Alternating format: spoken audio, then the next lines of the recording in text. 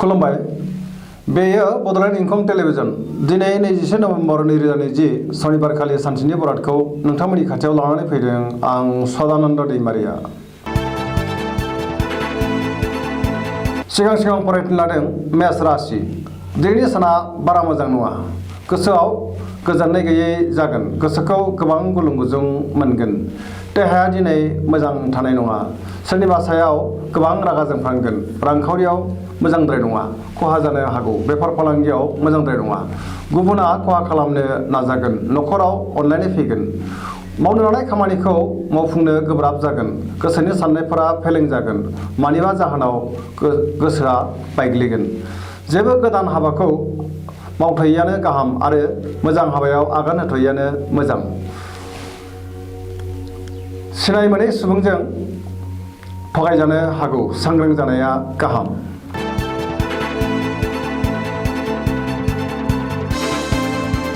वृष राशि। दिनैनि साना जोबोर मोजां। गोसोखौ जोबोर गोजोननाय मोनगोन। गोसोनि साननायफोरा जाफुंसारगोन। मावनो लानाय खामानिखौ गोरलैयैनो मावफुंनो हागोन। समाजाव गोबां मान मोनगोन। रांखावरियाव जोबोर मोजां। अदेबानि नाङा फाङा खरसायाबो बांसोगारगोन। बेफार फालांगियाव मोजां मुलाम्फा मोनगोन। न'खराव बिसि फिसायनि गेजेराव अनलायनाय फैगोन। देहाया दिनै मोजाङै थागोन। जायखि खामानि मावाबानो जेरावबो जाफुंसारगोन। लाइमोनफोरनि गोसोआ जोबोर रमान्टिक जागोन। फरायसाफ्रा फरायनायाव गोसो दुंगोन। मिथुन राशि। दिनैनि साना जोबोर मोजां। मावनो लानाय खामानिखौ गोरलैयैनो मावफुंनो हानानै गोसोखौ जोबोर गोजोननाय मोनगोन। देहाया दिनै मोजाङै थागोन। रांखावरियाव जोबोर मोजां मोनजायो। मोननो गोनां धोनखौबो दिनै मोननो हागोन। बेफार फालांगियाव मोजां मुलाम्फा मोनगोन। न'खराव बिसि फिसायनि गेजेराव अनलायनाय फैगोन। समाजाव गोबां मान मोनगोन। गोसोनि बोलोआ बांगोन। गुबुननि गोसोखौ गोरलैयैनो बोनो हागोन। बिदा फंबायजों मोजां सोमोन्दो थागोन। गोसोनि साननायफोरा जाफुंसारगोन। फरायसाफ्रा फरायनायाव मोजां फिथाइ मोनगोन।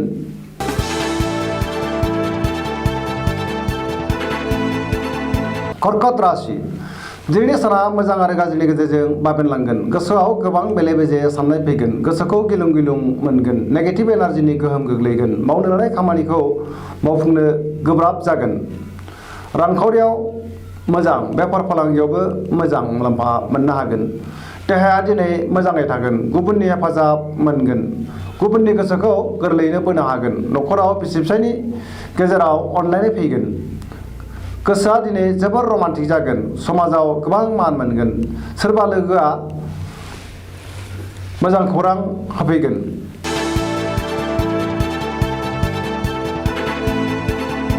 सिंह राशि। दिनैनि साना जोबोर मोजां। बहाबा दावबायहैनो मोननानै गोसोखौ जोबोर गोजोननाय मोनगोन। गोसोनि साननायफोरा जाफुंगोन। रांखावरियाव जोबोर मोजां। बेफार फालांगियावबो मोजां मोनजायो। न'खराव बिसि फिसायनि गेजेराव अनलायनाय फैगोन। बिदा फंबायजों मोजां सोमोन्दो थागोन। गोसोनि साननाया जाफुंगोन। गोसोनि बोलोआबो बांगोन। समाजाव गोबां मान मोनगोन। लोगोफोरनिफ्राय मोजां खौरां मोनगोन। फरायसाफ्रा फरायनायाव गोसो दुंखांगोन।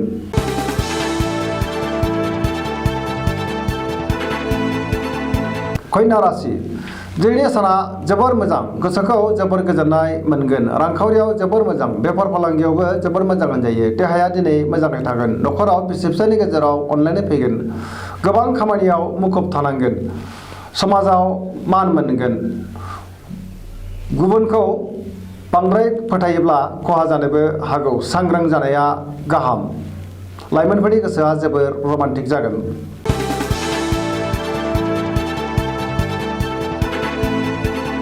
तुला राशि। दिनैनि साना बारा मोजां नङा। गोसोखौ जोबोर उसुखुथु मोनगोन। मोनफ्रोमबो बिथिङाव सांग्रांथिनि गोनांथि जागोन। गोसोनि बोलोआ लोरबां जागोन। गोसोनि साननायफोरा देबारनांगोन। मावनो लानाय खामानिखौ मावफुंनो हागोन, नाथाय गोबां जेंना नुजाथिगोन। देहाया दिनै मोजाङै थागोन। रांखावरियाव बारा मोजां नङा। नाङा फाङा खरसाया बांगोन।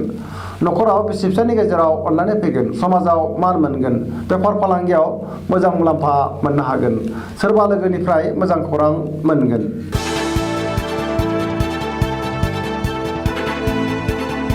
वृश्चिक राशि। दिनैनि साना जोबोर मोजां समाजाव गोबां लोगो लेवा बांगोन गोसोखौ जोबोर गोजोननाय मोनगोन मावनो लानाय खामानिखौ थि समावनो मावफुंनो हानानै बांसिन गोजोनगोन समाजाव मान मोनगोन न'खराव अनलायनाय फैगोन रांखावरियाव जोबोर मोजां बेफार फालांगियावबो जोबोर मोजां मुलाम्फा मोननो हागोन देहाया दिनै मोजाङै थागोन गुबुननि गोसोखौ बोनो हागोन गोसोनि लुबैनाया बांद्राय जागोन लोगोफोरजों गोरोबनो रोंगोन लाइमोनफ्रा जोबोर रमान्टिक जागोन फरायसाफ्रा फरायनायाव गोसो दुंखांगोन दिनै जायखि खामानि मावा मानो खामानिखौ मोजाङैनो मावफुंनो हागोन।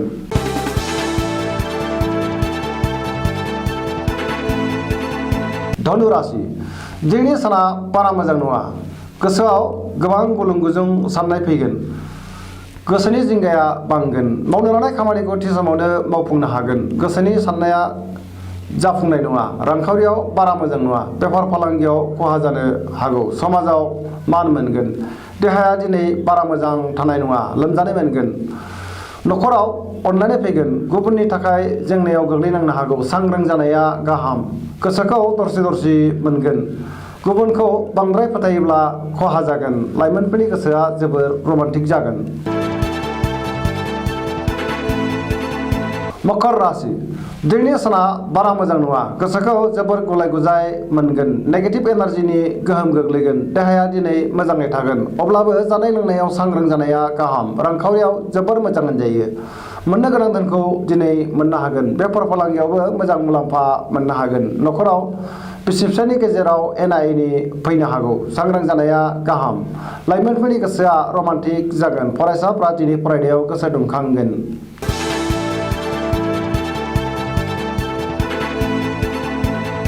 कुम्भ राशि दिनैनि साना मोजां आरो गाज्रिनि गेजेरजों बाबेनलांगोन गोसोखौ जोबोर गुलाय गुजाय मोनगोन गोसोआव जिंगाया बांगोन गोसोनि साननायफोरा देबार नांगोन मावनो लानाय खामानिखौ थि समाव मावफुंनो गोब्राब जागोन समाजाव अदेबानि मान मोनगोन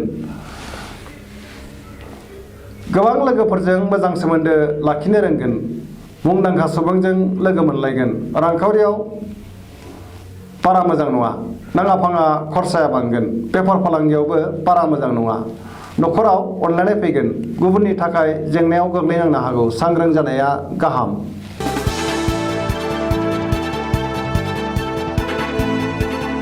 मीन राशि दिनैनि साना बारा मोजां नङा सोरबा आंगो लोगोजों एना एनि जानोबो हागौ गोसोआव जोबोर गुलुं गुजुं साननाय फैगोन देहाया दिनै मोजाङै थागोन रांखावरियाव मोजां मोननो गोनां धोनखौ दिनै मोननो हागोन बेफार फालांगियाव मोजां मुलाम्फा मोनगोन न'खराव बिसि फिसायनि गेजेराव एना एनि फैनो हागौ सांग्रां जानाया गाहाम सोरबा सुथुरा गाज्रि नोजोर होखोमागोन गुबुननि थाखाय गोबां खहा जानांनोबो हागौ मोनफ्रोमबो बिथिङाव सांग्रांथिनि गोनांथि जागोन। दिनैनि राशि फरायथिनाया एसेनोसै जोबनायाव बेखौनो खावलायो जाहाथे नोंथांमोनहा सानफ्रोमबो जोंनि बे बड'लेण्ड इंखं टेलिभिजनखौ नायबाय थायो आरो साबस्क्राइब खालामो एसेनोसै गोजोन्थों।